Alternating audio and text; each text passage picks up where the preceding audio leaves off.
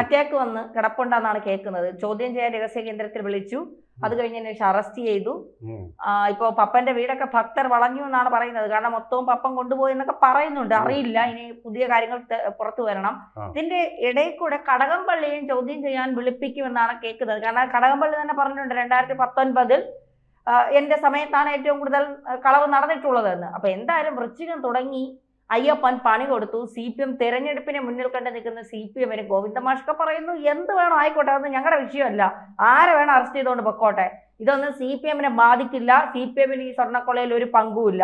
അങ്ങനെയാണെങ്കിൽ വാസു CPM-ന്റെ ആളാണ്, പത്മകുമാർ CPM-ന്റെ ആളാണ്, ഇനി വിളിക്കുന്ന കടകംപള്ളി CPM-ന്റെ ആളാണ്, പ്രശാന്തിനെ വിളിച്ചാൽ പ്രശാന്ത് CPM-ന്റെ ആളാണ്. ഈ ഗോവിന്ദൻ മാഷിന് ഇപ്പോഴും മനസ്സിലാവാത്ത സത്യം എന്താണ്? നമുക്കറിയാം അദ്ദേഹത്തിൻ്റെ നിസ്സഹായത. എന്ത് ചെയ്യാൻ പറ്റും?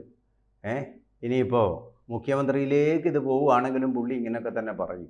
അപ്പോൾ അത് നമുക്ക് കാര്യമാക്കേണ്ട വിലാപം, ബദിര വിലാപം എന്നൊക്കെ പറയുന്ന ഒരു വിലാപം മാത്രമാണ്.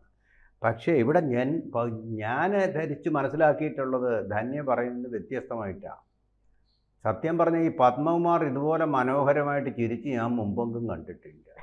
അറസ്റ്റ് ചെയ്തതിന് ശേഷം പത്രക്കാരെ കണ്ടപ്പോൾ പത്മകുമാറല്ലേ, പത്മദളങ്ങൾ ഇങ്ങനെ വിടരുന്നത് പോലല്ലയോ ചിരിച്ചു കാണിച്ചത്. ഇത്രയും മനോഹരമായിട്ടുള്ളൊരു ചിരി ഞാൻ കണ്ടിട്ടില്ല. സാർ, എനിക്ക് അത് തോന്നുന്നത് ഈ പൊക്കോടാ ഞങ്ങൾ രക്ഷപ്പെടുത്താ എന്ന് പറഞ്ഞായിരിക്കും വിട്ടത്.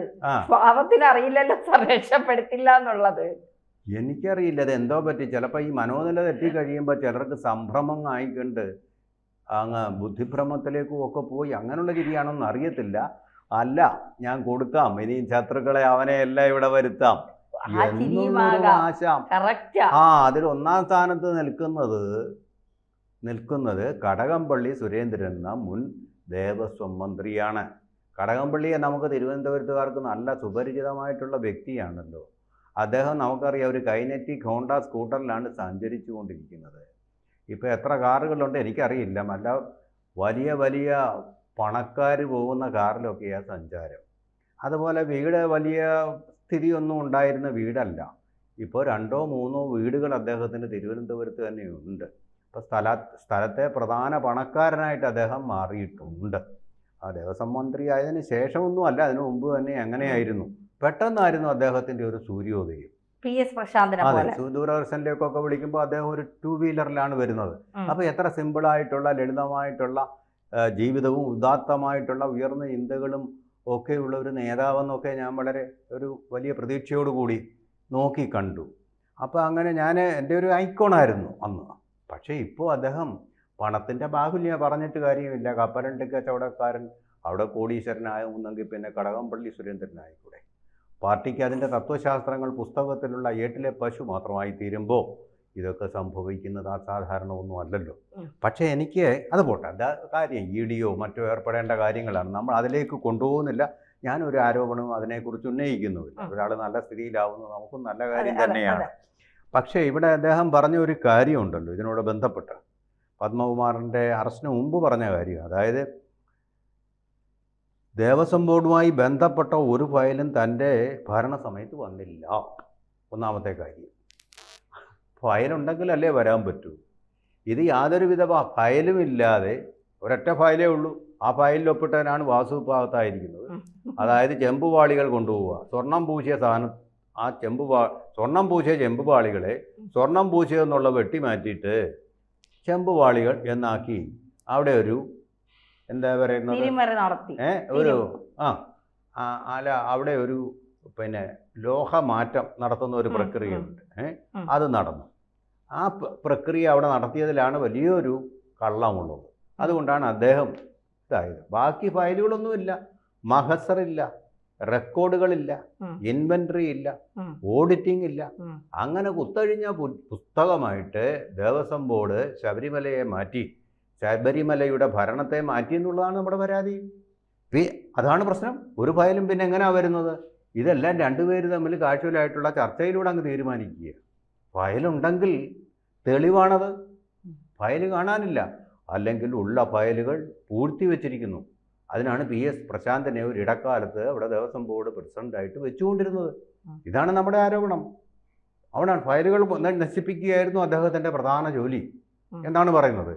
പിന്നെ എങ്ങനെയാണ് ഫയലുകൾ അദ്ദേഹത്തിൻ്റെ മേശപ്പുറത്ത് വന്നതെന്ന് പറയുന്നു? കാരണം ഫയലുകൾ ദേവസ്വം ബോർഡ് ഓഫീസിൽ തന്നെ ഇല്ല. പിന്നെ വന്നു എന്ന് പറയാൻ പറ്റുമോ? ഒന്നത്. രണ്ടാമത്തെ കാര്യം, അപ്പോൾ പിന്നെ വേറൊരു ചോദ്യം വരുന്നത് അതിനോട് ചേർത്ത് തന്നെ, പിന്നെ എന്തിനാ ദേവസ്വം മന്ത്രി?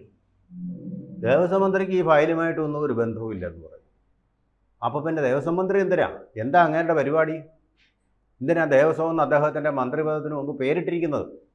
എന്ത് കുന്തമാണ് ദേവസ്വത്തിന് വേണ്ടി അദ്ദേഹം ചെയ്യുന്നത്? ചോദ്യമല്ലേ? അതിനുത്തരം അദ്ദേഹം പറഞ്ഞിട്ടില്ല. പിന്നെ പറഞ്ഞിരിക്കുന്ന ഒരു കാര്യം, ഇളക്കാൻ പറയാനും സ്വർണം പൂശൽ പറയാനും ഒന്നും ദേവസ്വം മന്ത്രിക്ക് അധികാരമില്ല. ഇല്ല, അത് പറയാനൊന്നും ഇദ്ദേഹത്തിന് അധികാരമില്ല, സമ്മതിക്കുന്നു. പക്ഷേ അധികാരമില്ലാതെ അത് പറഞ്ഞു. അപ്പോൾ എന്താ അത്? അധികാരത്തിൻ്റെ ദുർവിനിയോഗം. തനിക്ക് അധികാരമില്ലാത്ത ഒരു കാര്യം പറഞ്ഞു, അദ്ദേഹം പറയാതെ ഇളക്കിക്കൊണ്ടൊന്നും പോവില്ല. മനസ്സിലായോ? അദ്ദേഹത്തിൻ്റെ ആജ്ഞാനുവർത്തിയായിരുന്നു താനെന്നാണ് പത്മകുമാർ പറഞ്ഞത്. ദൈവത്തെ പോലെ താൻ കരുതിയിരുന്ന ഒരു വ്യക്തി ഇങ്ങനെ പറഞ്ഞു. അദ്ദേഹം മാത്രമല്ല, ഞാനും ദൈവത്തെ പോലെ കരുതിയിരുന്ന ഒരു വ്യക്തിയാണ് കടകംപള്ളി സുരേന്ദ്രൻ എന്ന് പറയുമ്പോൾ വളരെ വ്യക്തമാണ് അദ്ദേഹം ആരെയാണ് ഉദ്ദേശിക്കുന്നത്. അദ്ദേഹം പറഞ്ഞത് ഞാൻ കേട്ടു, ഇതാണ് സംഭവിച്ചിരിക്കുന്നത്. അപ്പോൾ ഇതിന് ഫയലില്ലാതെ തന്നെ പറയുകയാണ്, പറയാൻ അധികാരമില്ലാതെ പറയുകയാണ്. വ്യക്തമല്ലേ അത്? ഒന്നാമത് രേഖാമൂലമാണ് ഇതൊക്കെ നിർദ്ദേശങ്ങൾ കൊടുക്കേണ്ടതില്ല, സമ്മതിക്കുകയാണ് കടകംപള്ളി സുരേന്ദ്രൻ. രണ്ടാമത് പറയാനുള്ള അധികാരം മന്ത്രിക്കില്ല. എന്നിട്ട് അദ്ദേഹം പറഞ്ഞു, അതുകൊണ്ടാണ് പത്മകുമാർ ചെയ്തത് എന്നാണ് പത്മകുമാർ നേരത്തെ പറഞ്ഞിരിക്കുന്നത്. ഇപ്പൊ SITയോട് അത് പറയും. അപ്പൊ ഇനി അടുത്ത അറസ്റ്റ് സ്വാഭാവികമായിട്ട് ആരിലാണ് ഉണ്ടാവേണ്ടത്? മറ്റിടപെടലുകൾ ഉണ്ടായിട്ടില്ലെങ്കിൽ കടകംപള്ളി സുരേന്ദ്രനിലേക്ക്. കടകംപള്ളി സുരേന്ദ്രനിലേക്ക് ഇത് പോയില്ലെങ്കിൽ അതിന്റെ അർത്ഥം എന്താണ്? രാഷ്ട്രീയ അധികാര കേന്ദ്രങ്ങൾ അധികാരം ദുർവിനിയോഗം ചെയ്തു. കടകംപള്ളി ചെയ്ത അതേ തെറ്റ് തന്നെ അവരും ആവർത്തിക്കുന്നു എന്നാണ് അതിനർത്ഥം. കോടതിക്കകത്ത് ആൾതാമസമില്ലാതെ വരത്തില്ലല്ലോ. അത് തീർച്ചയായിട്ടും കോടതി കണ്ടുപിടിക്കും, ശിക്ഷിക്കപ്പെടും. ഈ ചിരിയാണ് പത്മകുമാർ അറസ്റ്റ് ചെയ്ത് കഴിഞ്ഞപ്പോൾ ചിരിച്ചത്. 2-3 തവണ അസുഖമാണെന്നൊക്കെ അല്ലേ പറഞ്ഞു. ഇത്ര പൂർണ്ണ ആരോഗ്യവാനായിട്ടിരിക്കുന്നു. അല്ല, അതിന് മുന്നേ വേറൊരു ഡയലോഗ് പറഞ്ഞത് സാറിന് ഓർമ്മയുണ്ടോ?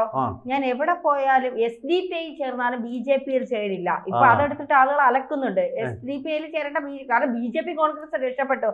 ഇടയ്ക്ക് കോൺഗ്രസ് വിളിച്ചായിരുന്നു, പോയില്ല. അല്ല, കോൺഗ്രസിൽ നിന്നല്ലേ ഇദ്ദേഹം CPM പോയത്? അത് അതിനുശേഷം BJP വിളിച്ചായിരുന്നു, ഈ പാർട്ടിയുമായിട്ട് പ്രശ്നം വന്നപ്പോ BJPയിലും പോയില്ല. BJPയും കോൺഗ്രസും പറയുന്നു, സ്വാമിയെ ശരണയ്യപ്പ, ഞങ്ങളോട് ഇത്രയും സ്നേഹം അയ്യപ്പൻ ഉണ്ടായിരുന്നു എന്ന് ഞങ്ങൾക്ക് ഇപ്പോഴാണ് മനസ്സിലായത്. ഇല്ലെങ്കിൽ BJPയിലോട്ടാണ് പോയെങ്കിൽ BJPക്ക് ഇത് വലിയ നാണക്കേടല്ലേ? കോൺഗ്രസിൽ പോയാൽ അവർക്കും ഇത് വലിയ നാണക്കേടല്ലേ അവിടെ പോയില്ലെങ്കിൽ? കുരിശ് ചുമക്കാനിരുന്ന് അത് ദൈവഭാഗ്യമല്ലേ സാർ, അയ്യപ്പന്റെ ഭാഗ്യമല്ലേ എന്നാണ് അവര് ചോദിക്കുന്നത്. ഇരുമുടിക്കെട്ടിന് പകരം കുരിശ് ചുമന്ന് മല കയറേണ്ടി വന്നേനെ. അതാണ് സംഭവിക്കുന്നത് അല്ലേ? അത് സംഭവിക്കാതിരുന്നത് സ്വാമിയേ ശരണയ്യപ്പ.